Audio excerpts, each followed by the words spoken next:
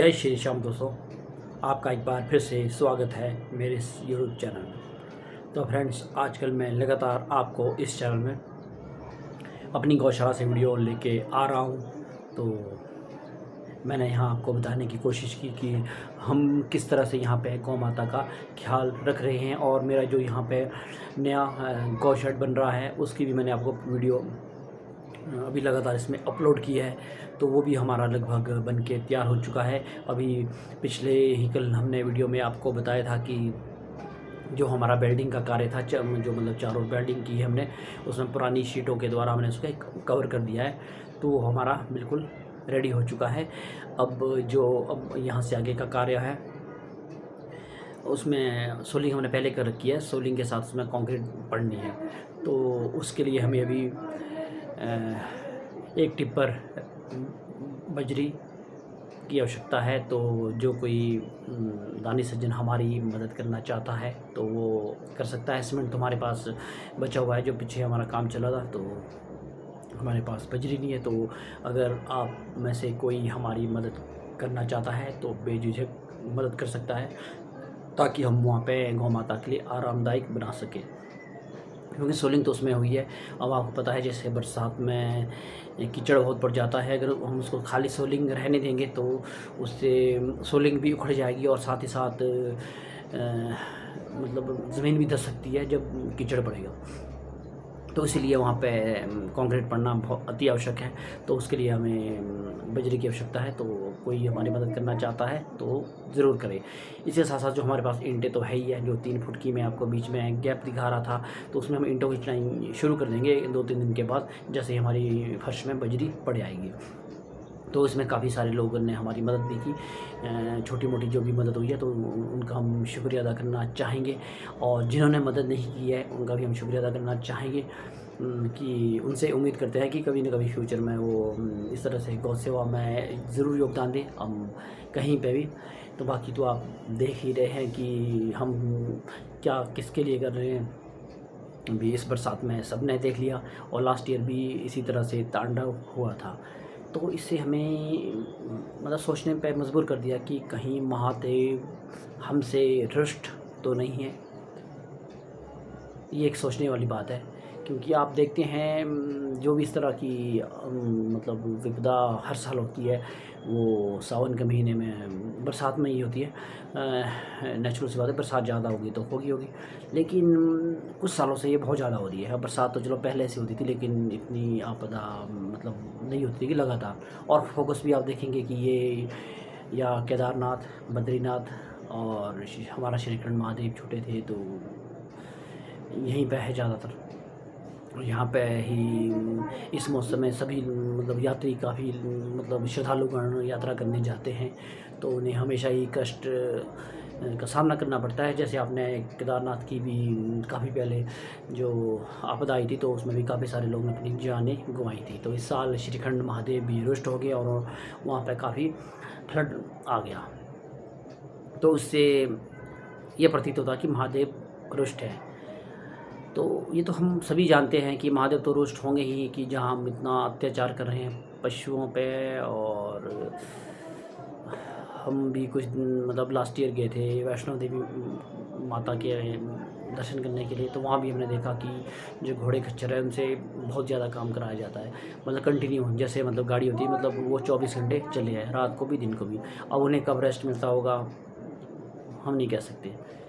तो वो तो चलो फिर भी रास्ता अच्छा है, वहाँ हम उतना नहीं कहेंगे कि उनको उतना कष्ट होता होगा, कि रास्ता ठीक है। लेकिन केदारनाथ में आपने देखा होगा कि किस तरह से झकझोर देने वाले वीडियो वहाँ से हर साल आते हैं, कि इतना ख़राब रास्ता है, कई नाले में, कई नदियों में उबड़ खाबड़, और जो खच्चर घोड़े हैं तो वो भी बेचारे लगातार लगे हैं, और उन पर बहुत ही वो किया जाता है, उन्हें नशा पिलाया जाता है। मतलब किस तरह से उनका मतलब अब इंसानों के सुनने वाले तो मतलब कानून है, हर चीज़ है, लेकिन इन पशुओं पे जो हम अत्याचार कर रहे हैं तो उनको सुनने वाला कौन है? तो उनका सुनने वाला तो एक महादेव जी है, जिन्हें हम पशुपतिनाथ के नाम से भी जानते हैं। तो ये भी एक कारण हो सकता है मेरे हिसाब से। बाकी महादेव जी जाने, श्याम जी जाने। लेकिन हम सबको बहुत जल्दी ये समझना पड़ेगा कि हम इस तरह से पशुओं पर अत्याचार ना करें। और अभी कुछ ही दिनों पहले जैसे जंगलों में लोगों ने आग लगाई, उसका भी मैं वीडियो आपको बताया था कि किस तरह से कितने जीव जंतु उसमें मर गए, तो वो भी हम मानवों के द्वारा ही लगाई गई। और साथ ही साथ इतनी सारी गौ माताएँ रोड पे पड़ी है, तो आजकल तो चलो फिर भी कोई बात नहीं। अब ठंड में, बर्फ़ में, बारिश में तो उनका क्या हाल होता होगा। तो हम मानव लोग ही अपनी हदों को पार कर रहे हैं, तो उसी का ये नतीजा शायद भुगतना पड़ रहा है। ये यहाँ की बात नहीं, ये हर जगह हो रहा है। कहीं भूकंप आ रहा है, कहीं कुछ हो रहा है, तो ये शायद हम लोग अपनी मतलब मानव अपनी हदों को भूल चुका है, तभी महादेव इतने क्रोधित है। अब ये सृष्टि का नियम तो है ही है, महादेव विनाश के ही देव है, तो ये तो हमें सहन करना ही होगा हर साल। और जैसे इस साल समेज में आया, पिछले साल कुल्लू मनाली साइड काफ़ी लोग मतलब अपनी जानों से हाथ धो बैठे, तो नेक्स्ट ईयर बरसात में पता नहीं किस जगह होगा। तो इसलिए हमें इसके लिए सभी को तैयार होना पड़ेगा। और साथ ही साथ सभी से हम यही प्रार्थना करते हैं कि गौ सेवा की मुहिम में आगे आएँ, लोगों की सेवा करें। इसके साथ साथ काफ़ी सारे लोग समेज त्रासदी में भी हाथ बटा रहे हैं और काफ़ी कार्य कर रहे हैं। तो हम भी अपने मतलब डिपार्टमेंट के ज़रिए जो हमसे हेल्प हो सकती है हम भी ज़रूर भेजेंगे।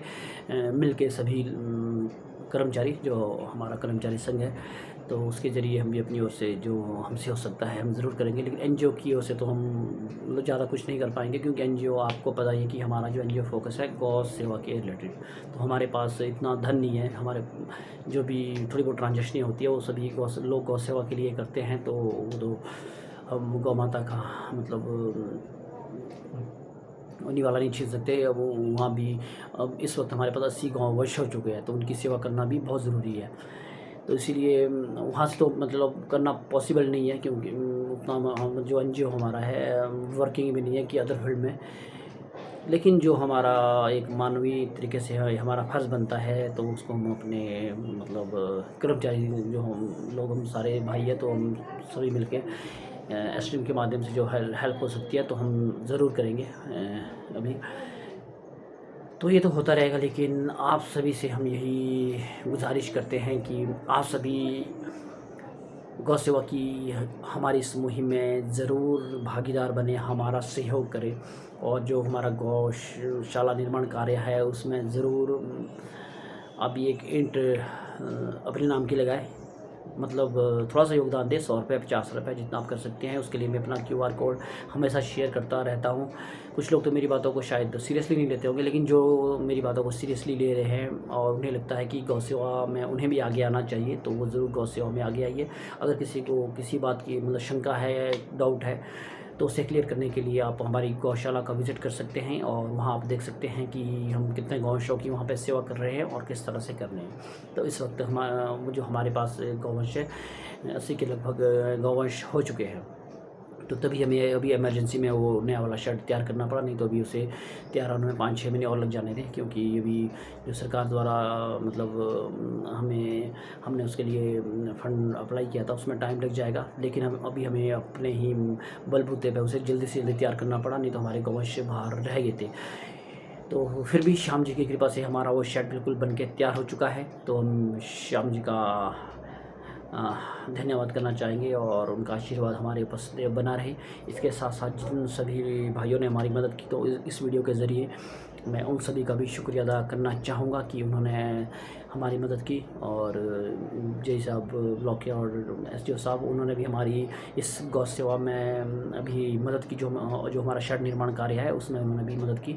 जय साहब श्री राम जी और साथ में SDO साहब विपिन बलोड़ी जी, तो उन्होंने हमारा अभी सहयोग किया है इस गौशाला निर्माण कार्य में। तो वैसे कहना तो नहीं चाहिए वीडियो में, लेकिन फिर भी उन्होंने क्या सहयोग किया है वो श्याम जी जानते हैं, तो उनका हम शुक्रिया अदा करना चाहेंगे।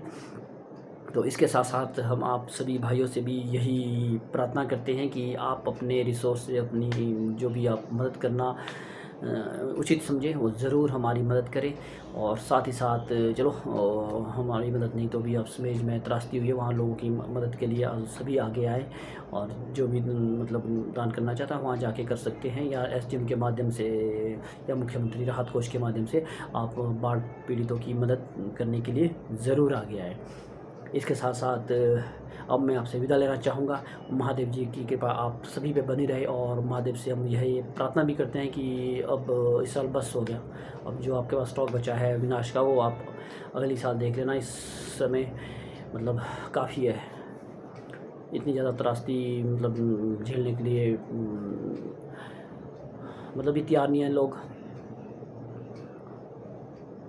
तो फ्रेंड्स वीडियो को मैं यहीं पे अब क्लोज़ करना चाहूँगा। आज का छोटा सा वीडियो मैं मतलब वैसे ही शेयर कर लिया, आज घर पे था तो सोचा आपको थोड़ी सी सूचना दे दूँ कि ये जो हमारा शेड है वो ऑलमोस्ट तैयार हो चुका है, और उसमें हमें कंक्रीट के डालने के लिए बजरी की आवश्यकता है। तो बजरी के कोई दान करना चाहता तो एक टिपर, एक पिकअप, जो भी आप दान कर सकती हैं आप ज़रूर कीजिए, और इस गौ सेवा की मुहिम में हमारा सहयोग कीजिए और भागीदार बनिए। तो मिलते हैं आपको कल के वीडियो में, जो कल किसने हमारी मदद की तो मैं इस वीडियो में ज़रूर आपसे शेयर करूंगा, और इस तरह से हम रोज़ाना आपके लिए वीडियो लेके आएंगे। तो फ्रेंड्स विदा लेना चाहेंगे आपसे। जय माता दी, जय श्री श्याम।